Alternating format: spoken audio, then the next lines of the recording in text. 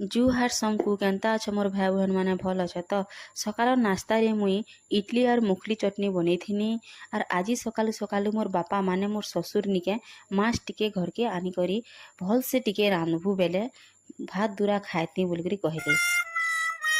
बुआ केन्ता करसी माछ झोल बनासी कि माछर भजा बनासी एंता भाभी करी लास्ट के भावनी जे माछर झोल एका बनासी बोली करी। और माछ झोल में आलू टिके भी पके नेउछे सुखा भाते माछर झोल और पखाल भाते माछर भजा पूरा जमी जाएसी निके।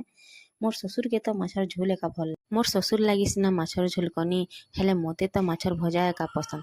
आ मोर भलिया कहा कहा के माछर भजा भल लागसी कमेंट रे शेयर कहबो। और गुटे कथा सास ससुर भी माँ बुआ से समानटा हेती ले ताकर पसंद रो ख्याल रखवार कथा नि सिके।